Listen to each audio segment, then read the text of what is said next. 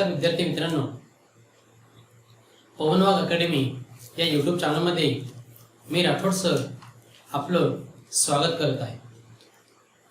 विद्यार्थी मित्रांनो, आज आपल्याला कुमार भारती मराठी इयत्ता 10वी या पाठ्यपुस्तकातील 16व्या क्रमांकाची जी कविता आहे आकाशी झेप घेरे, ही कविता आज आपल्याला काय करायची आहे, शिकायची आहे।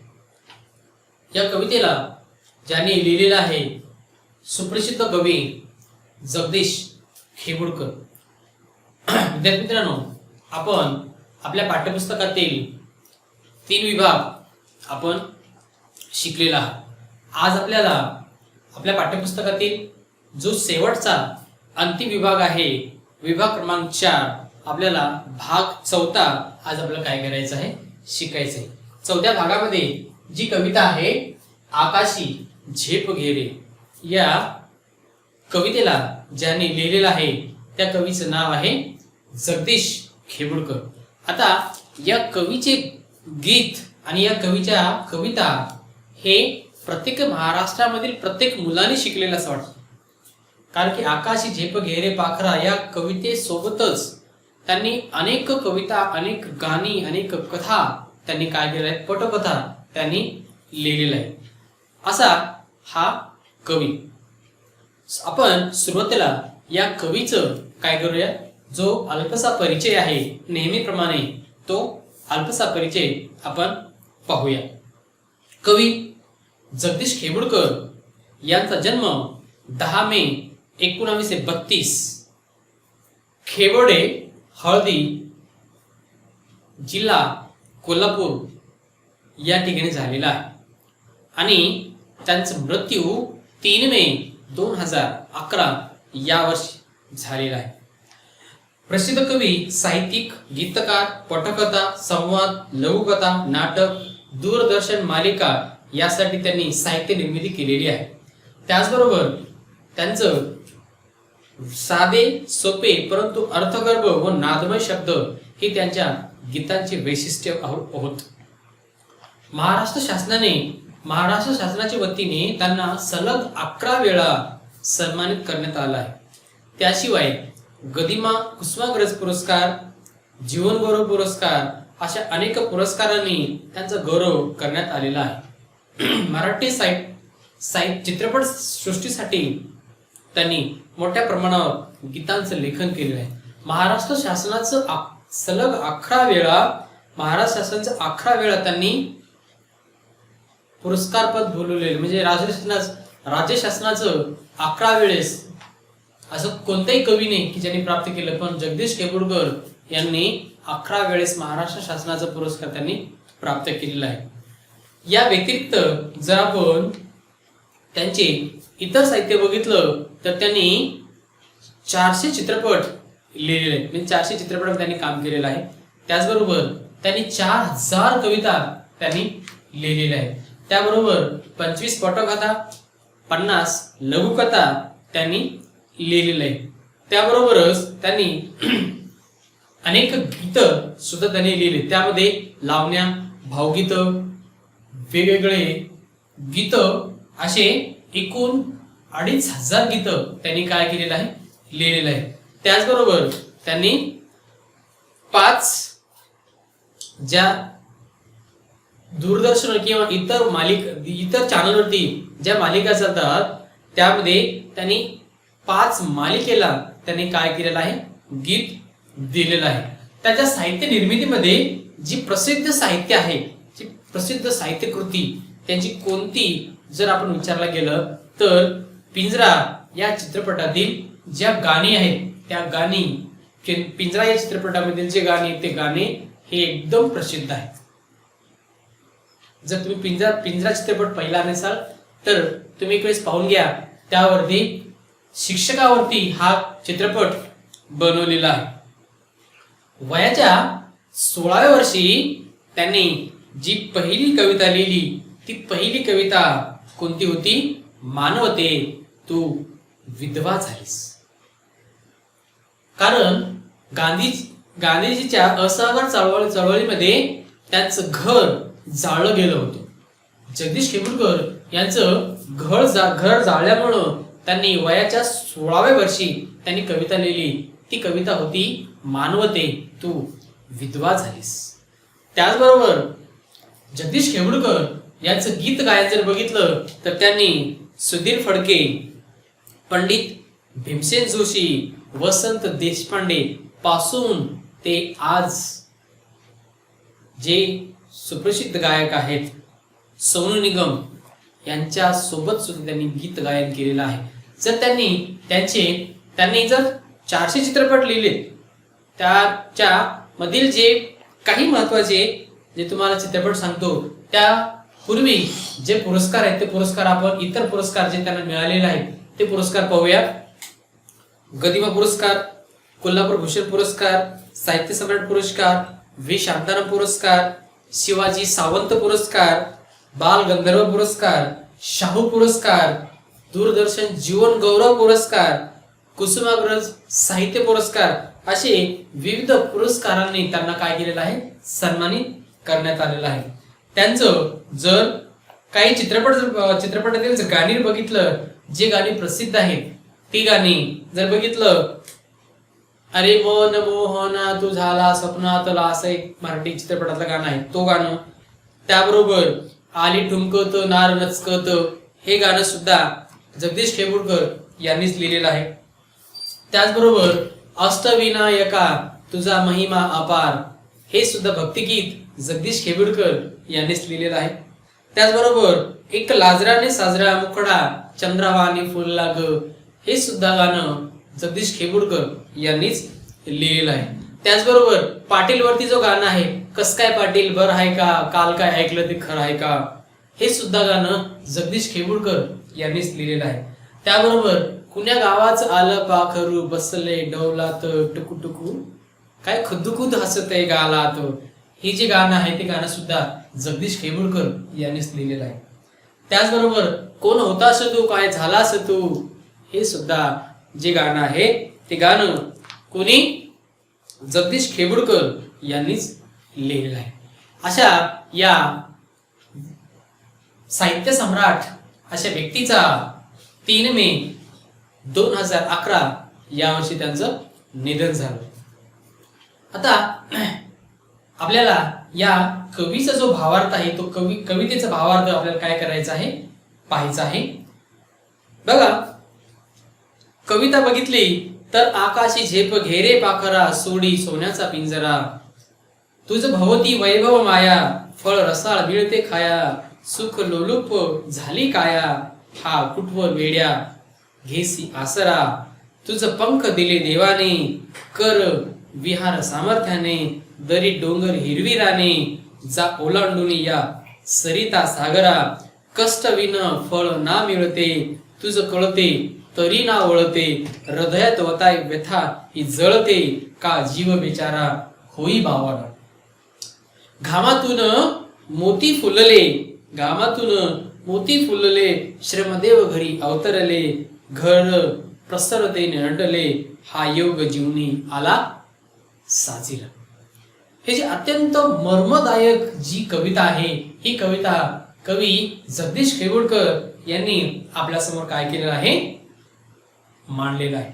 आपण यामध्ये जर पहिली जी ओळ आहे ती बघितली, आकाशी झेप घेरे पाखरा सोडी सोन्याचा पिंजरा, आकाशी झेप घेरे पाखरा सोडी सोन्याचा पिंजरा, सोडी सोन्याचा पिंजरा, अशी ही जी सुंदर कविता आहे. यामध्ये कवी म्हणतात की आकाशी झेप घे रे पाखरा, आकाशी झेप घे म्हणजे या ठिकाणी कवीला म्हणायचं आहे, जर तुझं ध्येय जर उच्च असेल, तर तुला उच्च पदावर जर पोहोचायचं असेल, तुला collector, PSI, IPS, IAS, commissioner वगैरे जे जे पद आहेत, हे जे पद आहेत हे जर तुला भोगायचं असेल, तुला उच्च पदावर जर पाहायचं असेल, तर तुला जो तुझा सोन्याचा पिंजरा आहे तो सोन्याचा पिंजरा सोडावा लागेल. सोन्याचा पिंजरा म्हणजे काय या ठिकाणी कवीला सांगायचं आहे. सोन्याचा पिंजरा म्हणजे सोन्याचा पिंजरा तुला त्याग करावा लागेल. म्हणजे तुझं घर, तुझे आई वडील तुला सोडावे लागतील. तुला घर दार सोडून तुला बाहेर पडावं लागेल. बाहेरचं जग बघावं लागेल. बाहेरची दुनिया बघावी लागेल. मगच तुला काय होईल, तुला यश प्राप्त होईल. तू आतापर्यंत बालकाचं शिक्षण आहे म्हणजे प्राथमिक शिक्षण घेतला, माध्यमिक शिक्षण घेतला.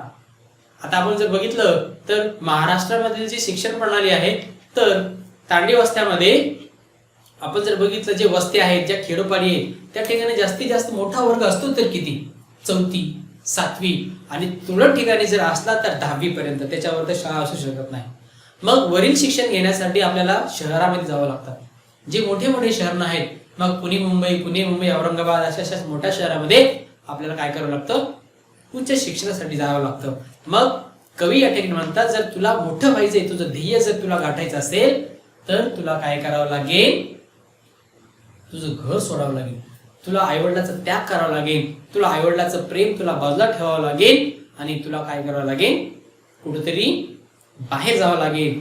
हा घर सोडून, हा वातावरण सोडून तुला दुसऱ्या वातावरणामध्ये जावं लागेल आणि तुझं जो ध्येय आहे, जो त्याग आहे, हे तुझं घराचं त्याग तुला करावं लागेल. आणि तुझं उच्च ध्येय आहे, जसं आकाशामध्ये जे पाखरं आहेत ते पाखरं जसे आकाशामध्ये उडतात, आकाशामध्ये जे पाखरं उडतात त्याचप्रमाणे जर तुझं ध्येय जर मोठं असेल तर तुझं ध्येय गाठण्यासाठी तुला काय करावं लागेल, तुझं घर सोडावं लागेल. आणि या ठिकाणी कवी म्हणतात, जगदीश खेवडकर या ठिकाणी म्हणतात की आकाशी झेप घे रे पाखरा, सोडे सोन्याचा पिंजरा. जर तुला सोन्यासारखं घर तुला सोडायचं असेल, तुला सोन्यासारखं घर जर सोडलास, तुला जर यश प्राप्त करायचं असेल, तुझं ध्येय जर मोठं असेल आणि तुझं मोठा ध्येय जर तुला संपादन करायचं असेल तर तुला जो घर आहे, तुझं परिसर आहे, तुझं गाव जो आहे तुला सोडावं लागेल, तुला बाहेर जावं लागेल. तरच तुला ते काय होईल, यश प्राप्त होईल. कोणी घरी आयतं कोणाला मिळतं का? कोणालाच मिळत नाही. जगामध्ये कोणाला आपोआप काही मिळाले नाही, कोणालाच काही मिळत नाही.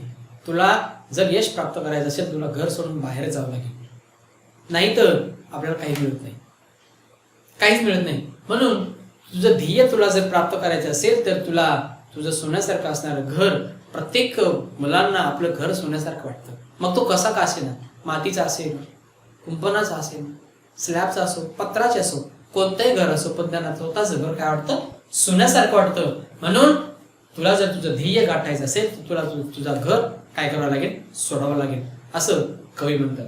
दुसऱ्या ओळीमध्ये म्हणतात, तुझं भोवती वैभव माया, फळ रसाळ मिळते खाया. तुझ्या भोवती खूप मोठं वैभव आहे. तुझ्या भोवती तुझ्या आईवडिलांना कमवून ठेवलेलं खूप मोठं वैभव आहे. तुला तो वैभव सोडावा लागेल. जर आता भरपूर अशी परिस्थिती आहे की आजची जी परिस्थिती बघितली तर मुलांना जी गोष्ट पाहिजे ती त्याच्या एका मागणीमध्येच मिळते.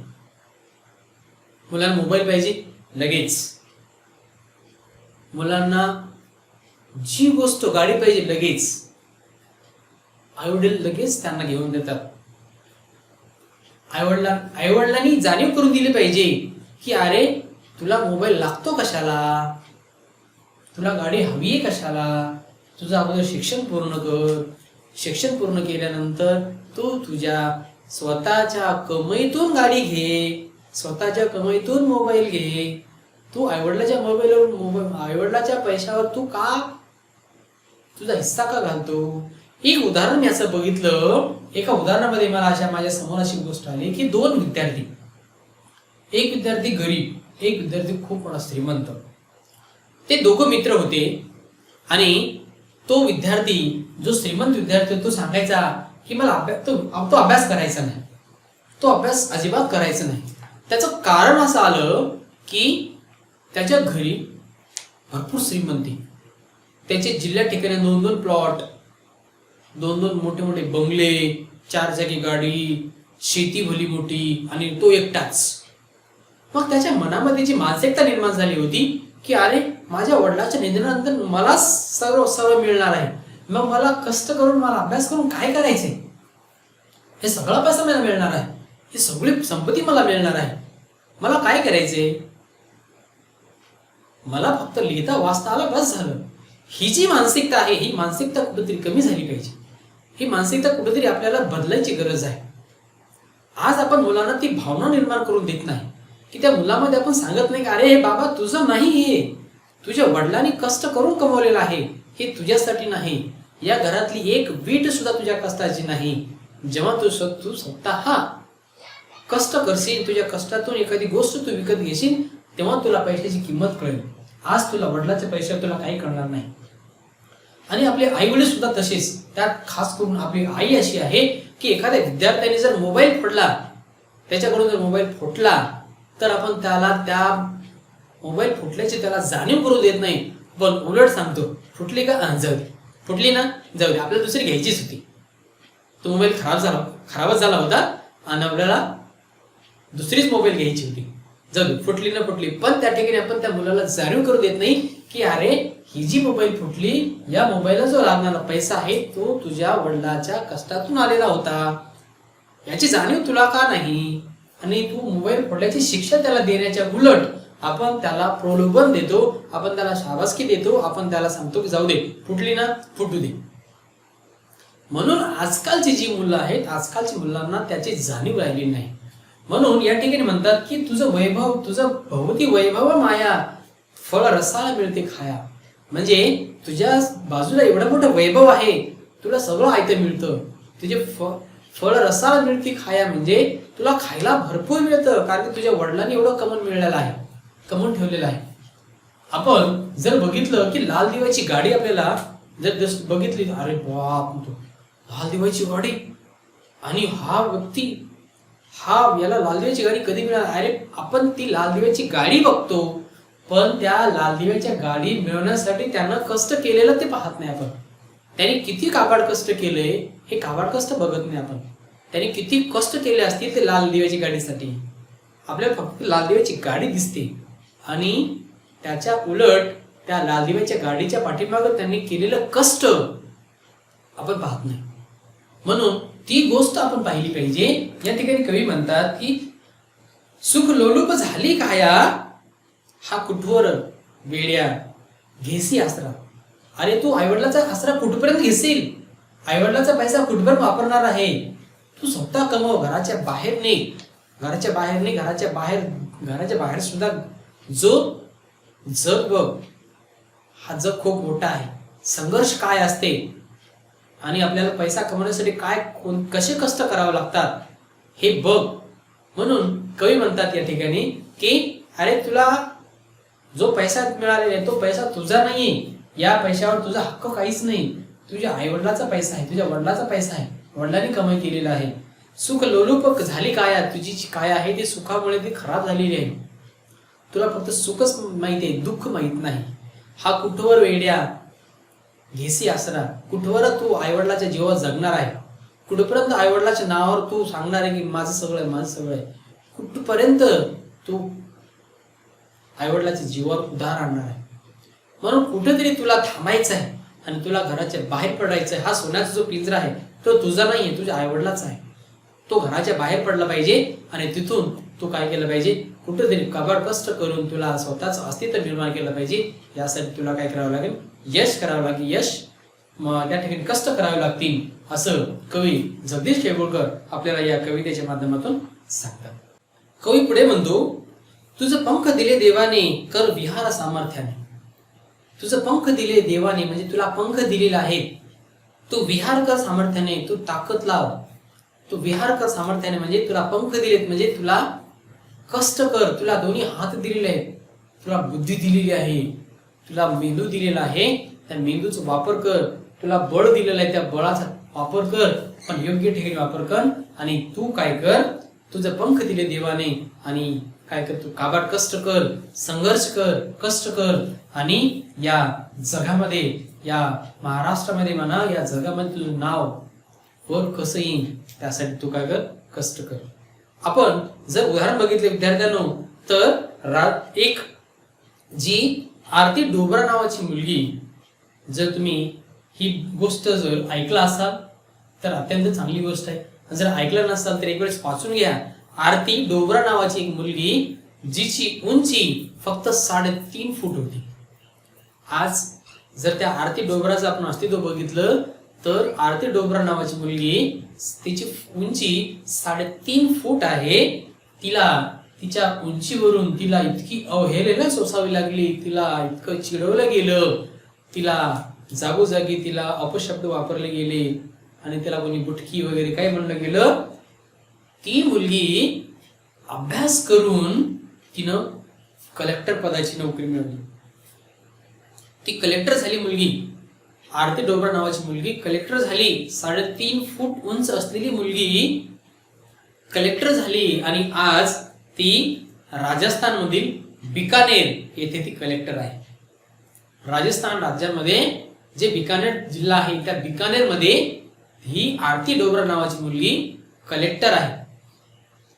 म्हणजे तुम्हाला या ठिकाणी कवीला हे सांगायचे, तुझं पंख दिले देवाने, कर विहार सामर्थ्याने, तुला बुद्धी दिलेली आहे देवाने, त्या बुद्धीचा वापर कर, कष्ट कर आणि कष्ट करून तू यश संपादन कर. अशी आरती डोबरा नावाची जी विद्यार्थिनी आहे या मुलगीसाठी, ही जी मुलगी आहे याच्यासारखं तू कष्ट कर. तुला सुद्धा काय व्हायचंय, कलेक्टर व्हायचंय, तुला सुद्धा PSI व्हायचंय, IAS व्हायचं आहे. अशा विविध गोष्टी तुला प्राप्त करायच्या आहेत. म्हणून तुला पंख दिलेले आहेत, तुला कष्ट करावंच लागेल. दरी डोंगरी हिरवी राने जा ओलांडून या सरिता सागर. दरी डोंगरी हिरवी राने, तुझ्या या कष्टामध्ये दरी डोंगरी हिरवी राने जा ओलांडून सागर सरिता, म्हणजे तुला कष्ट करण्यामध्ये तुला साधं कष्ट नाही करावं लागेल आणि तुला सहज तू आज अभ्यास केलास आणि तुला उद्या यश संपादन होईल असं नाही. तुझ्या या कष्टामध्ये तुला अनेक कठीण प्रसंगाला सामोरं जावं लागणार आहे. तुझ्यासमोर अनेक कठीण संकट येणार आहे. दरी डोंगर हिरवी राने जा ओलांडून सागर सरिता. सरिता सागरा म्हणजे या ठिकाणी कवीला सांगायचं आहे की तुला यश प्राप्त करायचं असेल तर तुला सरळ यश मिळणार नाही. तुला सरळ तुला कोणताही पद पदांकित करणार नाही. यासाठी तुला अनेक कठीण संकटे तुझ्या समोर येतील. त्या कठीण संकटाला तुला पार करावं लागेल. जा ओलांडून सागर सरिता, तुला तुझ्या ध्येयापर्यंत जर पोहोचायचं असेल, तुझ्या ध्येयापर्यंत तुला जर पोहोचायचं असेल, तुझं ध्येय तुला गाठायचं असेल तर तुला काय करावं लागेल, कठीण प्रसंगाला सामोरं जावं लागेल. अनेक कठीण प्रसंग, कठीण संकट तुझ्या समोर येतील. त्या संकटाला तोंड द्यावं लागेल. त्या संकटावर मात करून तुला काय करावं लागेल, पुढे जावं लागेल आणि यश संपादन करावं लागेल. आपण अनेक वेळा काय करतो, तुझं आहे तुझं पाशी परी तू जागा चुकलाशी. आपल्या जवळ एवढी मोठी बुद्धी आहे तरी आपण इतरांची बुद्धी पाहतो. त्यानं कसं केलं तसं मी करतो, तो फेल झाला म्हणून मी फेल झालो असं नाही. प्रत्येकाच्या विचार शक्तीचा वेगळा भाग आहे. प्रत्येकाचा विचार वेगळा होतो. कारण देवाने सगळ्याला सारखी बुद्धी दिलेली नाही. प्रत्येकाला वेगळी बुद्धी आहे, पण प्रत्येकाने आपापल्या बुद्धीचा कशा पद्धतीने वापर करावा याचा देवाने सांगितले नाही. हा देवाने बुद्धी दिलेली सगळ्याला, पण त्याचा वापर कसा करायचा त्या व्यक्तीने ठरवला पाहिजे. म्हणून या ठिकाणी कवी म्हणतात की यामध्ये दरी डोंगर हिरवी रान जा ओलांडून या सरिता सागरा, म्हणजे तुला परिश्रम करत असताना, तुला यश प्राप्त करत असताना अनेक संकट येतील. तो या वाटेमध्ये अनेक संकट येतील. ते संकट तुला बाजूला करून तुला तुझ्या ध्येयापर्यंत पोहोचायचं आहे. तुझं ध्येय तुला गाठायचं आहे. म्हणून तुला कष्ट करावं लागेल. तुझ्या हातामध्ये बळ दिलेले आहे, त्या बळाचा तुला योग्य वापर करावा लागेल. तुझं पंख दिले देवाने, तुला बुद्धी दिले देवाने, त्या बुद्धीचा चांगला वापर करावा लागेल असं कवी या ठिकाणी आपल्याला म्हणतात. कष्ट विना फळ ना मिळते, तुझं कळते परीना वळते, हृदयात ही व्यथा ही जळते, का जीव बिचारा होई बावळा. बघ आता कष्ट विना फळ न मिळते कोणाला, मला सांगा जगामध्ये कोणाला आपोआप गोष्ट मिळालेली आहे का? या जगामध्ये आपोआप कधी काही मिळत नाही.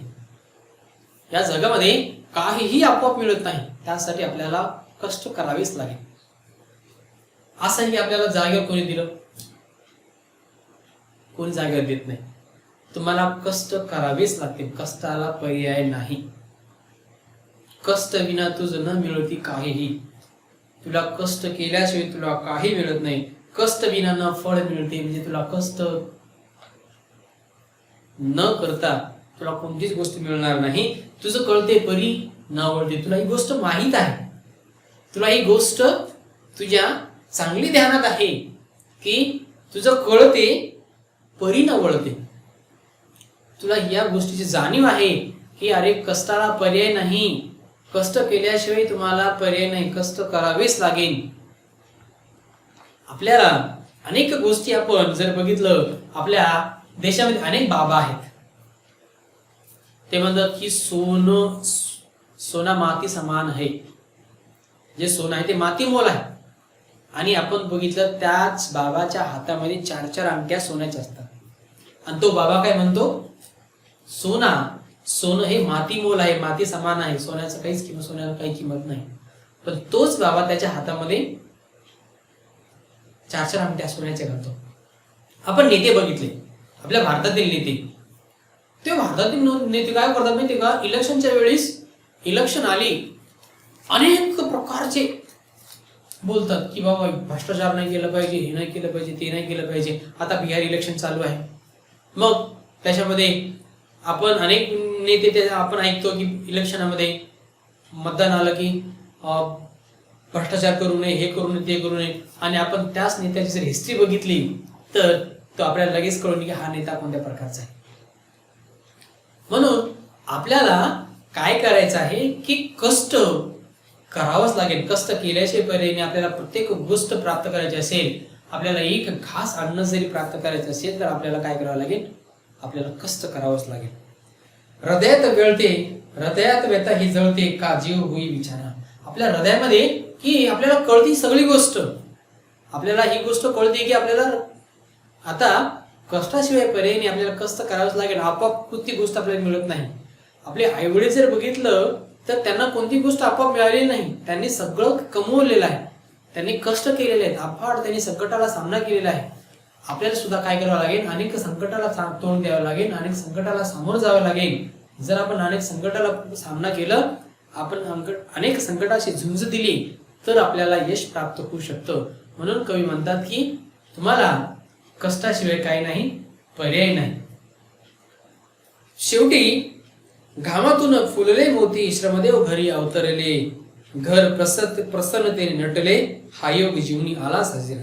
बघा, घामातून मोती फुलले श्रमदेव घरी अवतरले. घामातून मोती फुलले म्हणजे जर तुम्ही कष्ट केलात तर तुमच्या त्या कष्टातून जो यश मिळणार आहे त्या यशाचा आस्वाद हे जगामध्ये त्याची चव दुसरीकडे कोणाकडे राहणार नाही.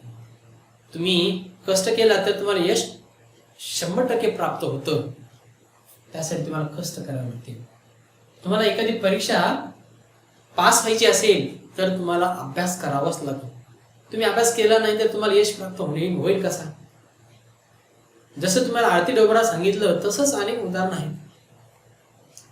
मी मागे एक लेख वाचला. एक गौरी नाईक नावाची महिला आहे. गौरी नाईक नावाची एक महिला आहे. तिने एकटीने 60 फूट खोल विहीर खणली.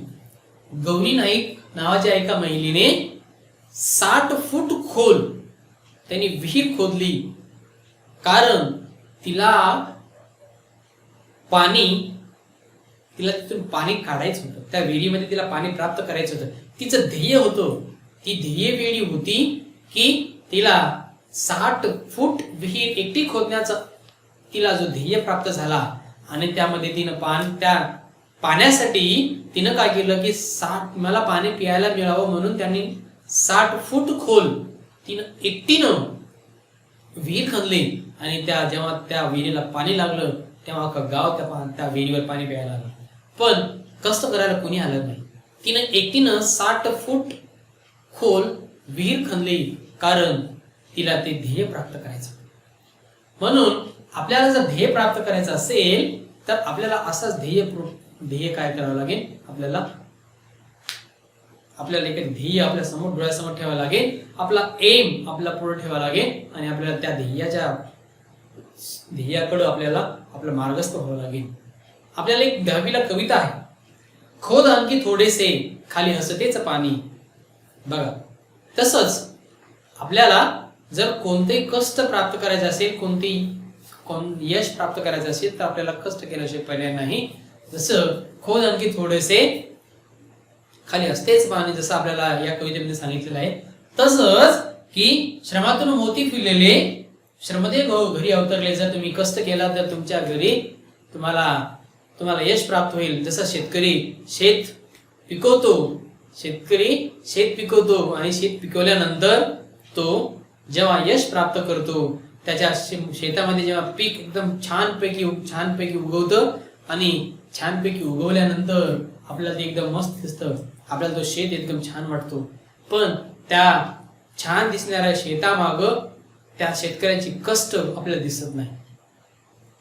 तो शेतकरी किती कष्ट केला आणि कष्ट केल्यानंतर त्याचं श्रमदेव त्याच्या घरी अवतरतं. जो पीक तो घरी आणल्यानंतर त्याचं घर गजबजून जातं. नंतर तो विकल्यानंतर त्याला जो पैसा प्राप्त होतो तो पैसा दिसतो, पण त्याने केलेलं कष्ट आपल्याला दिसत नाही. म्हणून कष्ट केल्यावर तुम्हाला यश अवश्य प्राप्त होते. जसं घामातून मोती फुललेले श्रमदेव घरी अवतरले. म्हणजे तुम्ही कष्ट केलात तर तुमच्या कष्टाला फळ जरूर मिळेल. घर प्रसन्नतेने नटलेले हा योग येई जीवनात. जर तुम्ही कष्ट केलात तर तुमच्या कष्टाला जर फळ मिळालं तर तुम्ही जसे आनंदी राहता, तुम्ही तर आनंदी राहणार. तुमच्यासोबत तुमचे आई वडील, तुमचं कुटुंब, तुमचा समाज तुमचा गौरव करेल. तसंच जर तुम्ही कष्ट केलात तर तुम्हाला काय होईल, एक दिवस तुमचा समाज तुम्हाला गौरव करेल, तुमच्या घराला तुमचा अभिमान वाटेल. तुमच्या स्वतःला तर स्वार्थ अभिमान वाटेल, पण तुमच्या आई वडिलांना तुमचा काय होईल, स्वतःच्या मुलाचा सार्थ अभिमान वाटेल की माझा मुलगा कलेक्टर झाला, माझा मुलगा PSI झाला, IAS झाला, IPS झाला, कमिशनर झाला. असे अनेक पद जर प्राप्त केले तर स्वतःच्या आई वडिलाला आपल्या मुलाचा काय होईल, अभिमान वाटेल. जसं एक उदाहरण आपल्याला सांगता येईल की शेतकरी गेल्या वर्षी, एक उदाहरण यावर्षी, आता लॉकडाऊन मधलं जो उदाहरण जर बघितलं तर यावर्षी लॉकडाऊन मधलं एक शेतकरी भेंडी विकत होता. रस्त्याच्या कडेने तो भेंडी विकायचा. एक दिवसाला 10 किलो तो भेंडी विकायचा, दररोज 10 किलो. एक दिवस त्याला भेटल्यानंतर त्याला विचारलं की तुम्ही 10 किलो भेंडी विकता, त्यातून तुम्हाला पैसे मिळतात का? तो शेतकरी म्हणाला की मला गेल्या वर्षीपेक्षा यावर्षी जास्त पैसे मिळाले.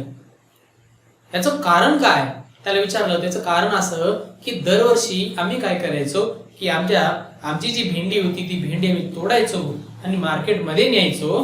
मार्केटमध्ये नंतर जो व्यापारी होता तो व्यापारी आमच्याकडनं एकदा भेंडी घ्यायचा आणि तो त्याच्या परीने विकायचा. पण यावर्षी आम्ही काय केलं, यावर्षी मार्केट बंद असल्यामुळं, कोरोनाच्या संकटामुळे मार्केट बंद होता, त्याच्यामुळे आम्ही काय केलं, 10 किलो भेंडी तोडली आणि रस्त्यावर विकलं. तेव्हा जो भाव आम्हाला जो व्यापारी जो भाव द्यायचा त्याच्यापेक्षा आम्ही काय केलं, कस्टमरलाच हे अत्यंत चांगल्या भावाने दिलं. त्यामुळे कस्टमर पण खुश झाला आणि आम्हाला चांगले पैसे मिळाले. म्हणून या ठिकाणी त्या शेतकऱ्याचा जसं आनंद मिळालं, शेतकऱ्याला जसं त्याच्या कष्टाचं फळ मिळालं, तसंच आपण सुद्धा जर कष्ट केला तर आपल्याला सुद्धा काय होईल, आपल्याला यश प्राप्त झाल्याशिवाय राहणार नाही. असं कवी या आपल्याला कवितेच्या माध्यमातून आपल्याला जगदीश खेमूरकर म्हणतात की अरे हे पाखरा त्यांनी कोणाला उद्देशून म्हणलेलं आहे की त्यांनी विद्यार्थ्याला उद्देशून म्हणलेला आहे. जो कष्टकरी व्यक्ती आहे त्या कष्टकरी व्यक्तीला त्यांनी म्हणलेलं आहे की जर तू कष्ट केलास तर तुझ्या कष्टाला एक दिवस यश प्राप्त होईल. म्हणून तुझं ध्येय गाठायचं असेल तर त्याला उंच भरारी घ्यावं लागेल आणि तुझा जो सोन्याचा पिंजरा आहे तो सोन्याचा पिंजरा तुला सोडावा लागेल, तुला घर सोडावं लागेल, तुझं घरटा सोडून तुला काय करावं लागेल, बाहेर पडावं लागेल. जर बाहेर पडला तर तुझ्या कष्टाला एक दिवस यश अवश्य प्राप्त होईल. असं कवी आपल्याला या कवितेच्या माध्यमातून अत्यंत चांगल्या पद्धतीने त्यांनी आपल्याला या विद्यार्थ्याला एक उपमा म्हणजे संदेश त्यांनी विद्यार्थ्याला काय केलेला आहे, दिलेलं आहे. तर विद्यार्थी मित्रांनो, या ठिकाणी आपली ही कविता संपली. अत्यंत छान पद्धतीची कविता आपल्या समोर जगदीश खेमूरकर यांनी मांडली होती. मला आशा आहे की तुम्हाला ही कविता आवडली असेल. जर आवडली असेल तर या व्हिडिओला लाईक करायला विसरू नका. त्याचबरोबर जर तुम्हाला अजूनही काही यामध्ये जर शंका असेल किंवा तुम्हाला एखादी कठीण शब्द जर तुम्हाला वाटला असेल तर कमेंटमध्ये सांगायला विसरू नका. मी अवश्य तुमच्या कमेंट्सचा विचार करेन आणि तुम्ही आमच्या या पवन वाघ अकॅडमी यूट्यूब चॅनलला सबस्क्राईब केला असेल तर धन्यवाद. जर नाही केला असेल तर आमच्या या यूट्यूब चॅनलला सबस्क्राईब करायला विसरू नका. पाहत राहा पवन वाघ अकॅडमी यूट्यूब चॅनल. धन्यवाद.